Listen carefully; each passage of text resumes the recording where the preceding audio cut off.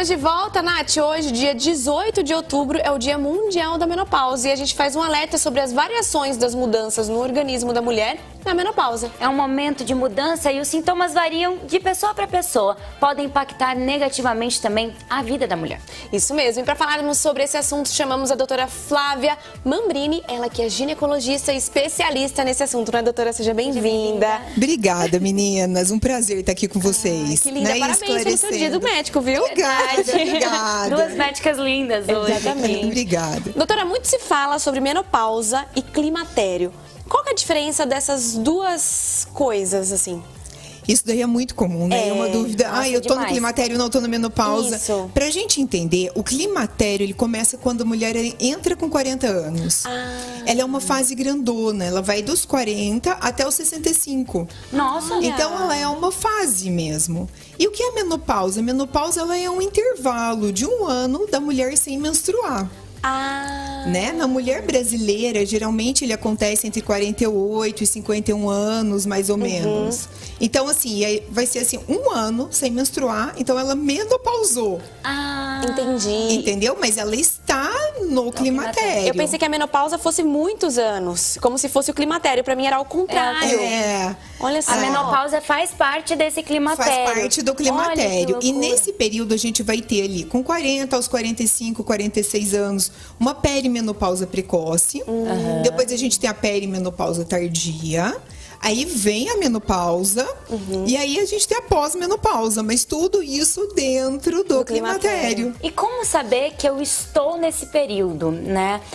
Porque muitas mulheres têm sintomas, outras não. Como saber? Sim, isso é super importante também. Primeiro ponto que a gente tem que entender. Entrou com 40 anos, a gente já vai começar a ter ali algumas alterações, não necessariamente hormonais nos exames de sangue. Olha só. Tá? Então, o primeiro sintoma que a mulher ela apresenta é uma fadiga. Então, ela começa a ficar mais cansada, ela não consegue... Eu falo assim, parece que a bateria tá viciada. Você descansa e já cansa muito rápido. Então, você tem ali uma dificuldade de manter essa energia. Depois disso, a gente começa com outros sintomas. A gente tem uma alteração de menstruação, de ciclo menstrual. Tem mulheres que aumentam, tem mulheres que diminuem o fluxo. Tem mulheres que alteram, então ele sangra 2 vezes no mês, depois ele espalha um pouco mais, espassa. Tá? Então vão ter várias. A insônia, que já começa. Então, a TPM muito intensa. Então, a gente vai ter vários sintomas que a gente vai ali orquestrando tudo isso. Olha só. E vem junto os hormônios, que aí depois vai... Com os 47, 48 anos, a gente começa a ter uma alteração hormonal mais significativa, tá? Principalmente um hormônio que chama FSH, tá? Então, o FSH, ele começa a subir. Isso a gente dosa muito, por exemplo, em mulheres que não têm útero. Tá? Então, assim, ai, doutora, eu não tenho útero, como que eu vou saber se eu entrei na menopausa ou não? Então, são pelas taxas hormonais. Olha só. E, doutora, todas as mulheres que estão nesse período têm que fazer reposição hormonal ou não? Não necessariamente, entendi. Tá? É muito individual. A menopausa, ela é individual, assim como cada uma de nós. Sim. Né? Então, a gente vai ter a menopausa precoce, a menopausa prematura, a gente tem uma menopausa tardia. Então, você tem fatores de risco. E fatores de indicação também, né? Sim, claro. Então, é muito individual, tá? Não necessariamente você necessita fazer uma terapia de reposição hormonal.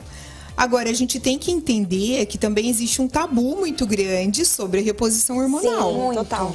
Né? E é tudo muito intenso. Hoje a gente tem uma segurança muito maior. Lógico, você vai individualizar. Hoje, para que a gente usa a terapia de reposição hormonal? Basicamente, assim, os critérios mais específicos. Primeiro, a melhora da qualidade de vida. Tá? A mulher hoje com 40, 50 anos, gente, a gente tá voando, tá fazendo um monte de coisa, tá fazendo e acontecendo, né? E ela sente. Então, melhora da qualidade de vida. Depois, os fogachos.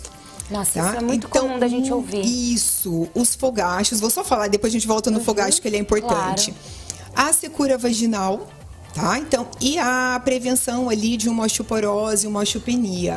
Então, esses são critérios mais pontuais que a gente tem.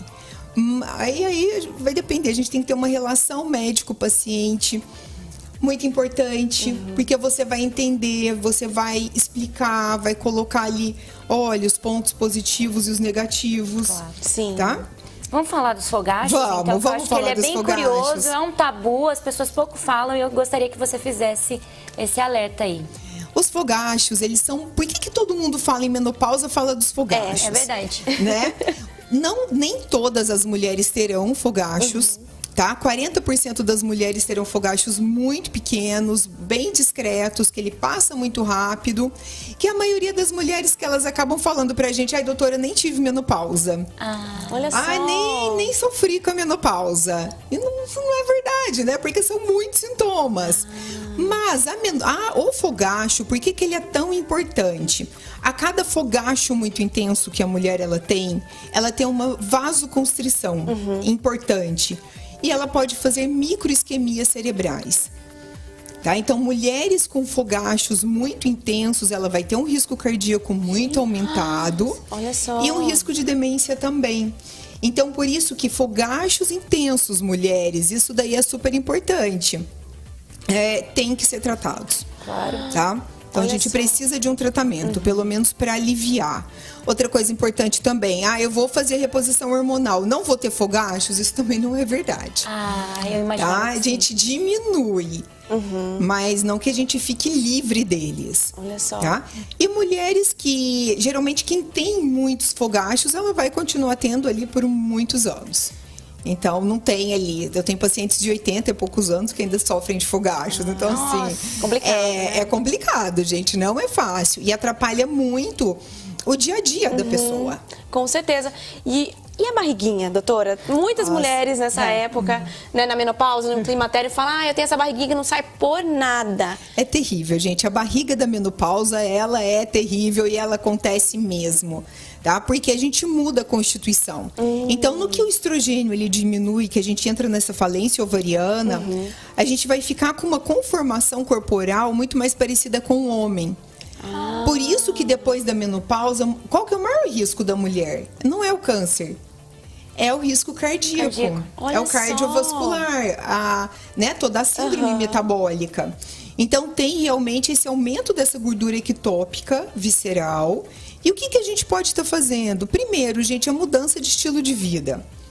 A gente fala tanto disso, mas isso é tão importante, né? Introduzir um exercício no dia a dia.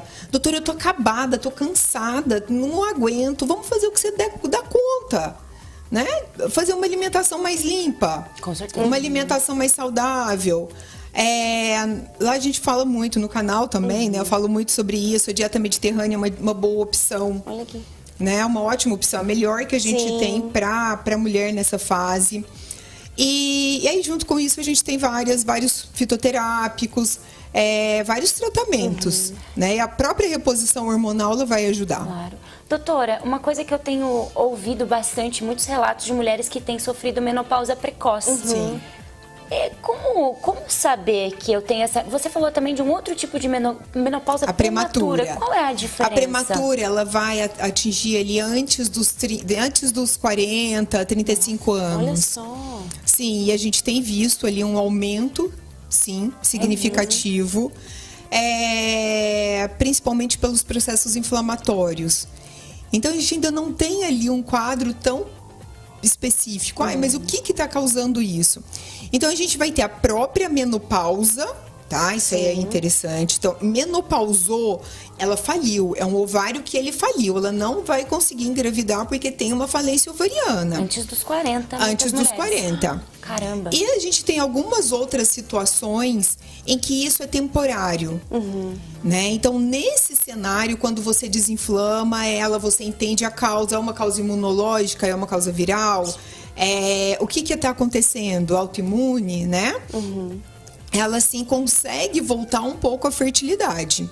Né? Que é o que mais impacta. Né? Então, isso aí é importante. E a gente tem as menopausas, por exemplo, eu sou menopausada precoce, eu menopausei com 37. Super jovem. Mas eu tive um câncer de mama, então eu tive que entrar na menopausa por um tratamento. Então, são as menopausas induzidas. Entendi. Entendeu? Então são menopausas induzidas. Então a gente tem vários tipos. Isso é muito importante da gente entender, né?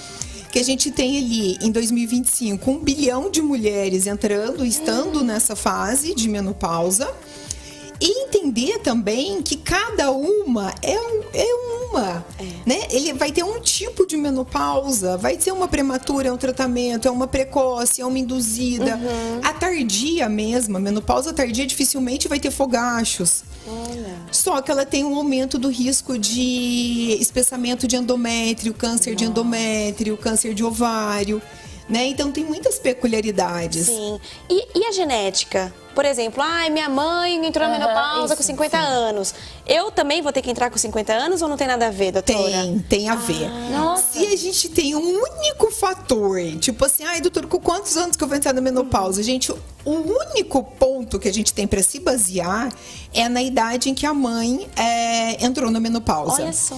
Isso é muito importante, principalmente para as meninas que têm mães que entraram na menopausa precoce.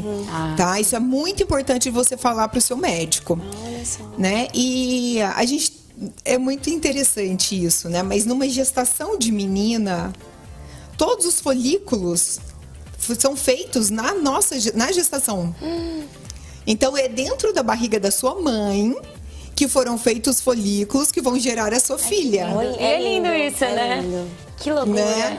É muito interessante. Que loucura. E doutora, você disse, né, já respondeu essa pergunta, mas é um mito ou verdade que a gente escuta muito. É um fator você ter menstruado cedo, você vai entrar na menopausa cedo, ou isso não tem nada a ver? Tem, tá? Tem sim, tem um fator. Mas assim, não necessariamente, tá? Não porque você menstruou mais nova que vai acabar. Porque, o que é a menopausa? É uma falência do ovário. Então, imagina, a gente nasce com o ovário cheio dos folículos. Então, esses folículos foram feitos na nossa vida intraembrionária. Então, nascemos ali com uma caixinha cheia de folículos. Todos os meses, a gente ovula, né? Então, o corpo ele vai recrutar alguns folículos. Ele não recruta um só. A maioria desses folículos, eles vão produzir o estrogênio. E o melhor folículo, ele vai crescer e ele sim vai liberar o óvulo. E a casinha que ele tava vai fazer o corpo lúteo que vai produzir a progesterona, que é o nosso hormônio da segunda fase do ciclo, tá? Então, se você já nasce com uma caixinha menor, com menos folículos, a chance de você menopausar precoce, ela existe. Entendi. Olha só, que papo Nossa, eu ficaria aqui a tarde inteira. Eu também, obrigada, doutora. Volte Passa sempre. muito rápido, né, meninas? Nem me É verdade. Adoramos, muito obrigada, viu? Ai, o prazer estar com vocês. E olha só, pessoal de casa, vai lá no Instagram da doutora, a gente vai deixar aí na sua tela. Ela posta bastante conteúdo legal sobre esse assunto. Garanto que vocês vão amar. @doutora Flávia Mambrini, @doutora Flávia Mambrini. E tem o YouTube também, que tem mais conteúdos. Também a doutora Flávia Mambrini. Isso aí. Então sigam bastante, tem muito conteúdo, viu? Olha só, doutora, obrigada. Até a próxima. Até. E vamos fazer uma pausa, Nath, na volta tem Agenda Cultural com o Thiago Dantas. Não sai daí.